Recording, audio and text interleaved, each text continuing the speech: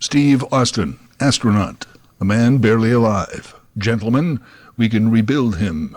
We have the technology. We have the capability to make the world's first bionic man. Steve Austin will be that man. Better than he was before. Better, stronger, faster. I'm Larry Fedoruk, and this is Later That Same Life. On each episode of my weekly podcast, a different topic, discussion, commentary, or story from our lives.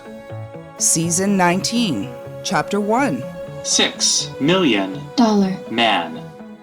The $6 Million Man was an American weekly sci-fi action-adventure series that ran on the ABC television network for 5 seasons, from 1974 to 78.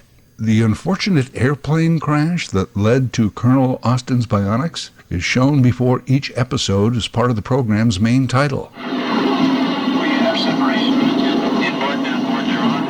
We're going to blow out. Maneuver 3. It's like, I can't hold it. She's breaking up. She's breaking.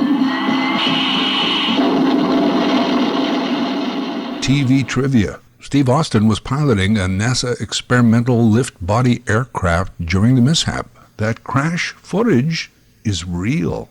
Now, you don't have to be an aeronautical engineer to understand that an airplane gets its lift because of its wings. A lift-body aircraft basically has no wings and generated its lift from the body design, lift-body. In 1967, NASA was testing its lift-body experimental aircraft piloted by one Bruce Peterson. It did not go well. And it's that footage that appears at the beginning of the $6 Million Man. Oh, the real-life Bruce Peterson? He walked away from that crash virtually unscathed.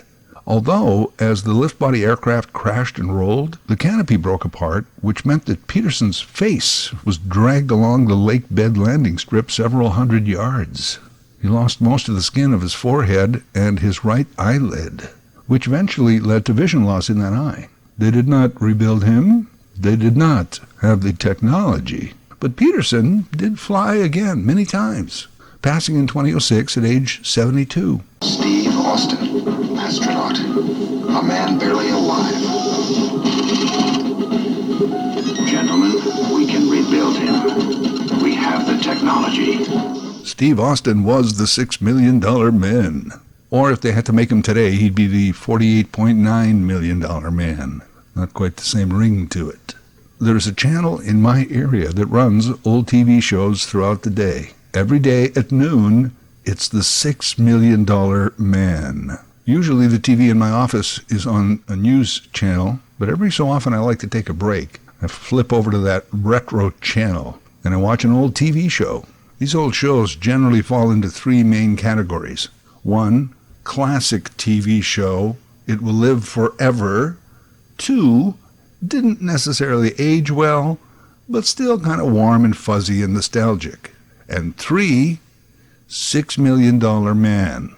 Oh my gosh, I can't believe that before PVRs or even VCRs, that people planned their day and their week and they rushed home just to catch the next installment of $6 Million Man. And they possibly talked about it next day at work. And it lasted 5 seasons. I always knew the music of the 1970s generally sucked, but I did not realize how bad the television was until I watched a rerun of $6 Million Man. And you know what's crazy? I'm hooked. I can't stop watching it now, for many reasons, not the least of which is the great release of tension I get from yelling at the TV for an hour each day. The 2 main stars of $6 Million Man were Lee Majors as the titular character and his boss and pal, Oscar Goldman, head of OSI, the official Cyborg Institute. Hey, just a minute, isn't cyborg spelt with a C? Oh man, didn't somebody spell check that? We already ordered the stationery. No, not really.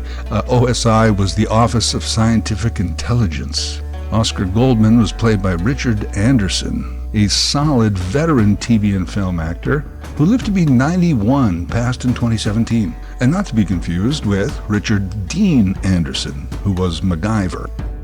Lee Majors, still with us, 86 years old, and may I say, looking fantastic. Fantastic, I tell you. What a story Lee Majors is. Born as Harvey Lee Yeary near Detroit, Michigan, his father was killed in a work accident 5 months before Lee was born. At 16 months of age, his mother was killed in a car accident. He was adopted by his aunt and uncle and raised in Kentucky. In college, he went out for track and football. In his first football game, he suffered a severe injury and was paralyzed for 2 weeks. After college, he was offered a tryout for the St. Louis Cardinals, but he had already begun dabbling in acting. He moved to Los Angeles and for a time had a job with the Hollywood Parks and Rec Department.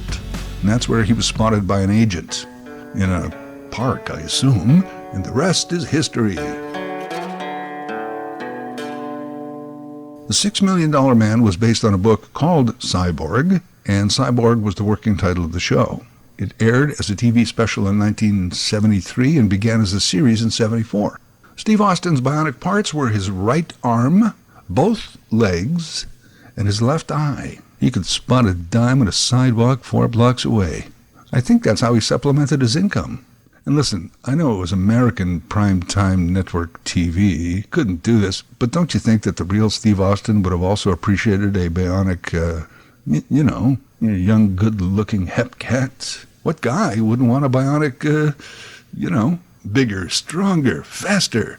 Well, maybe not faster, but a bionic, sorry, Steve, you can't have that. We already spent $6 million on you. You know how much those things cost? It would never get congressional approval from the Budget Committee. We have the capability to make the world's first bionic man.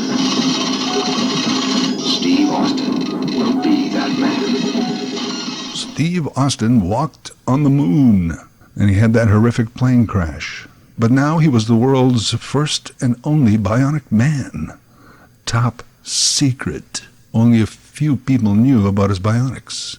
Though an Air Force colonel, his bionics meant he became a special agent for the U.S. government, which means he rarely wore a uniform, mostly just leisure suits. With those loud 70s shirts, the collars were so big and wide that when Steve ran really fast, they would give him lift. And there were 2 ways that the show told you that Steve was using or about to use his bionics. First, there was always this sound. Ching, ching, ching, ching, ching, ching, ching, ching, ching. And 2, everything went into slow motion. And this was fine for the fight scenes, but it's kind of odd when Steve had to run really fast. With 2 bionic legs, he could run really fast. But showing that would probably look comedic, so they went the opposite. Slow motion. Ching, ching, ching, ching. 1 step. Ching, ching, ching, ching. 2 steps. Steve running. I remember watching this thing as a kid. I thought that his superpower was actually the ability to run in slow motion. I never understood the advantage of that, but, oh well, I guess he can run in slow-mo. I guess they hadn't figured out, the Tom Cruise running really fast style of filming yet. So he's in slow-mo, but his fast running was usually explained by some clumsy dialogue. Captain, we've arrived at the scene and Steve Austin is here. But that's impossible. He was just at the factory 3 miles away. No man can run that fast. 2 bionic legs meant he could also leap incredible heights, over fences and to the tops of buildings, in slow motion. Ching, ching, ching, ching, ching. Typically, there'd be a close-up of Steve going into a squat position to begin to jump. Then cut to a long shot of a stuntman double flying through the air. Then cut to a close-up of Steve acing the landing. It's hilarious to watch because I'm pretty sure that they did not catapult stuntmen 4 stories up onto the roof, or pull them up there with ropes, which they would have had to erase later in post-production. That can be very expensive. So for every shot of a stuntman flying up, it's actually a stuntman jumping down. Then they would just run the film backwards. Slow-mo fight scenes were a riot. Watching Steve slam through papier-mâché concrete, pummeling the bad guys with styrofoam bricks, and flinging these huge muscle-bound adversaries 30 feet across a room. Oh, sometimes some of these dastardly bad guys would get the better of Steve. They'd conk him on the head from behind. After all, he did not have a bionic noggin. Then they'd tie him up and lock him in a basement dungeon. Only, of course, for Steve to snap the ropes, bust open a concrete wall, and bend those jail bars with his bare hands, and then run upstairs and beat the crap out of them. Why didn't the bad guys just shoot him in the first place? What was that? Ethics? Oh, sure, we spy and kidnap and steal, but we're not killers. Here's the other thing I've noticed about the $6 Million Man, and it's very common among a lot of those 70s shows, but $6 Million Man had it down to a science. Here's what I mean. Okay, so a typical 1-hour network TV show is actually about 44 minutes. The other 16 minutes filled with commercials, network promotions, and assorted interstitials. 44 minutes. Okay, we need you to come up with a show that's 44 minutes long. Can do. Okay, so there's the show open and opening credits and closing credits, so now you're down to about 41 minutes. And then they do a lot of this. Steve, I need you to meet your contact at the embassy at 3 o'clock. You got it, Oscar. Shot of parking lot, Steve gets into his car and pulls out onto the street. Close-up of Steve driving the car. Long shot of car going down the street. Close-up of Steve still driving. Long shot of car turning left. Close-up of Steve looking in the rearview mirror. Shot of Steve's car. Shot of the embassy. Oh look, Steve's car is coming up the driveway. Close-up of Steve stopping the car. Medium shot of Steve's car with Steve getting out. Stay on Steve as he looks around. Close-up of Steve checking his watch. Medium shot of Steve walking up the embassy steps. Close-up of Steve looking around before he rings the doorbell. Close-up of Steve's finger pushing the doorbell. Medium shot of Steve waiting on the steps for someone to come to the door. At least 3 minutes have gone by, and nothing has happened.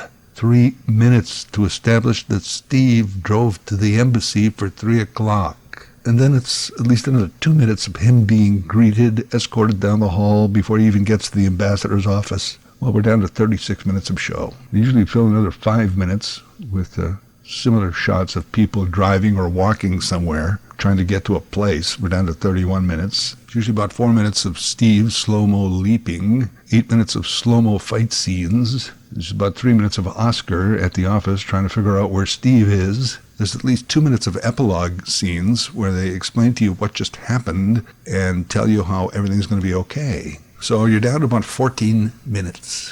14 minutes. Hey, writers, come up with the premise. Try and write about 14 minutes of dialogue, and we'll fill the rest with a lot of driving and slow-mo. Many times a season, Steve Austin would have a love interest. Steve, a Russian gymnast, is touring the U.S.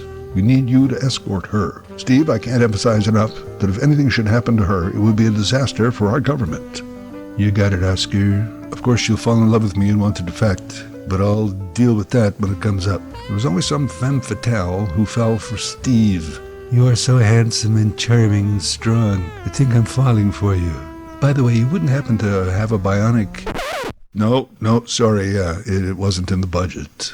$6 Million Man ran from 74 to 78, but about halfway through in 76, they decided to create a spin-off called The Bionic Woman. Lindsay Wagner is Jamie Summers, a top world-ranked tennis star who's from the same hometown as Steve Austin. As a matter of fact, the two were actually childhood sweethearts. When Steve is visiting his hometown, he runs into Jamie. They begin to rekindle the romance, until Jamie has a horrible parachuting accident. We can rebuild her. We have the technology. She gets 2 bionic legs and a right arm, like Steve, but instead of a bionic eye, she gets a bionic ear. She could hear a dime hit the sidewalk 4 blocks away. She becomes an agent for the Office of Scientific Intelligence. But there's one thing. The accident has completely erased her memory of being romantically involved with Steve. Heartbreaking, but Steve only wants what's best for Jamie. Anyway, Bionic Woman, and she pops into the $6 Million Man here and there, but I don't think they ever consummate the relationship. Although, of course, they know that each other is bionic. So those morning jogs they take together are an epic slow-motion run. Ching, ching, ching, ching, ching, ching, ching, ching. That was a great jog, Jamie. 20 minutes, 86 miles. Also, around the beginning of the $6 Million Man, Lee Majors begins dating and marries Farrah Fawcett. Remember? She was Farrah Fawcett Majors for a time. Consequently, Lee gets Farrah to guest star on the $6 Million Man. This is before Charlie's Angels even. She was on several times, always different characters, but usually somehow a love interest for Steve. And you know what? She wasn't bad. I know we really didn't think that much of Farrah Fawcett as an actress. at least before 1984's Burning Bed. That was a stunning dramatic role she took on. She received great acclaim, the story dealing with domestic violence and murder. But before that, alongside Lee Majors, not that bad. Not that bad as the gambling-addicted gold digger that Steve knew years ago, who now happens to be part of an international art heist. Steve, if that statue goes missing, I can't emphasize enough what a disaster it would be for our government. Farrah Fawcett also played a fellow Air Force test pilot, Kelly, whom Steve has always loved. When she loses a top-secret experimental airplane due to alleged hallucinations, it's Steve that stands up for her. And by the way, this is so beautiful. When the two of them eventually find the stolen aircraft, camouflaged in the desert, it gets disassembled and put into several crates for shipment to the enemy. After Steve busts up the whole hideout, the top bad guy gets away in another airplane, leaving Steve and Kelly stranded in the desert. What to do? Austin uses his bionics to speedily rip apart all the crates and somehow reassemble an entire jet plane by hand. After which, they jump in the airplane and fly after the bad guy. Yeah, that could happen. After the commercial, the two of them are sitting on the couch having wine and kissing. The point is that Farrah was actually not that bad. Then again, how strong do your acting chops have to be alongside master thespian Lee Majors? Let's be honest, you just have to be good enough for TV. Memorize your share of that 14 minutes of dialogue and fill the time between all of the slow motion. Oh, and by this time, Steve Austin has a mustache. Why? I think mainly because Lee Majors grew a mustache. And why did he do that? I don't know, it was the 70s. I had one. We all had one. It looks stupid. I always suspected there'd be weekly network notes. Dear Lee, lose the stash. But he kept it. I'm Lee Majors, and I'm married to Farrah Fawcett. I do what I want. Then out of the blue in this one episode, Steve and the crew are up in the mountains, and they come across Sasquatch. Bigfoot. What? You're taking this show in this direction now? Oh, and not only that, but Sasquatch belongs to a superior race of space aliens who have been living inside a mountain in California for 250 years, observing us. Huh? I know the show's supposed to be sci-fi, but Sasquatch and spacemen? Really? Well, it's insanely bad. But yet throughout the show, I am yelling at the TV, oh, please, Sasquatch, take on Steve Austin. Please, Steve Austin, fight the Sasquatch. And, of course, they didn't let me down. However, what a twist. Spoiler alert. Sasquatch, played impeccably, by the way, by Andre the Giant, is also bionic. Turns out those space aliens also have the bionic technology. And found Sasquatch. We can rebuild him. And just like the Earth idiots, for some reason they only build one. I mean, why wouldn't you build an entire cyborg robotic Terminator army? I guess they also can only afford one. Sasquatch and Steve Austin have an epic slow-motion battle, fighting in the forest. Formidable foes, for sure. They're snapping huge trees like twigs and taking swings at each other with these logs. Oh, it turns out, too, that the space alien bionic expert doctor scientist is a breathtaking woman, Stephanie Powers, who's falling in love with Steve. Say, Steve, you don't also happen to have a bionic...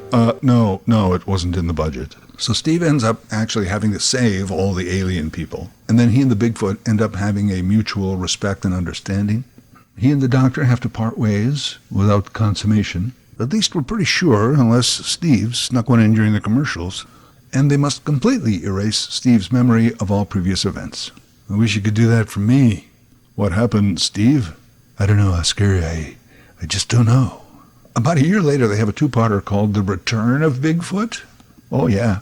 This time a splinter group of the space aliens plans to take over the world. Sandy Duncan is sent as a special envoy to seek out Steve's help. She has to restore part of his memory of previous events. You see, the bad guys are using Sasquatch to bust into all these vaults to steal minerals that they can use for an ultimate control weapon. No one sees them, but they report evidence of superhuman strength. So, of course, everyone suspects Steve. After years of dedicated service, Steve apparently is stealing minerals. It must be him. Who else could break through these solid cardboard steel vaults? Steve finally has to confide in Oscar. Oscar thinks Steve is crazy. Why are you only remembering this now, Steve? It's complicated, Oscar. Meanwhile, again, I'm saying, please, just fight the Sasquatch. This time played by Ted Cassidy, who played Lurch on TV's Addams Family.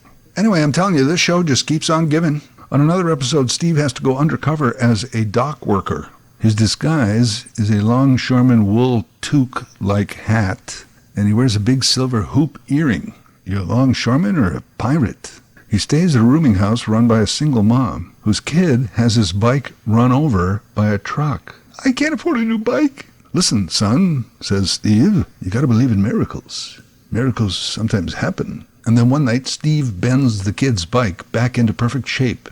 Jing, jing, jing, jing. Jing, jing, jing, jing. It's like new. It's better than new. Yeah, sure, I got to fight these criminals at the dock, but I also got to fix this kid's bike. But you know the look on that kid's face when he sees his bike perfectly restored. So emotional. In another episode, Steve, as a favor to an old friend, becomes a big brother. The kid is a delinquent with huge gambling debts. But for some reason, he likes jets, and he wants to be a pilot. So Steve takes him up in an Air Force jet. He even lets him steer and make turns and take dives. Turns out the kid is a natural if he could only straighten himself out. That kills a good 6 minutes. And later on, to help the kid out of his gambling debts, Steve and the kid challenge the local hoods, who, by the way, are a bunch of jive-talking black guys, to a game of street hoops. Oh, so now I'm screaming at the TV, oh, please, Steve, do the slam dunk. Do the slow-mo leap and slam dunk that ball, please.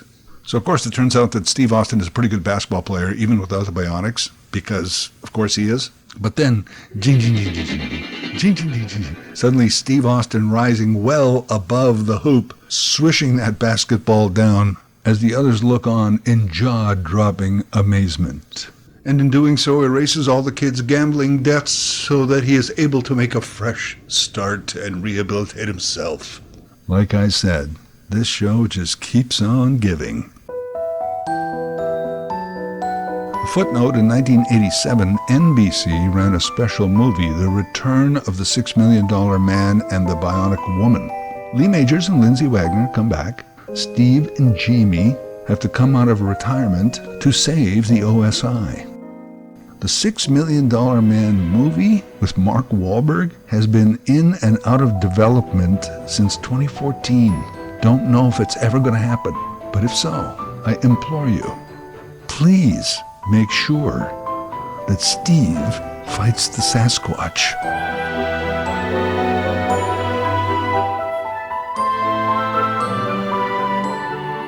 Later That Same Life is written, voiced, and produced by Larry Fedoruk. LarryFedoruk37@gmail.com. Subscribe to Larry's podcast YouTube channel. Get automatic notifications with each new episode.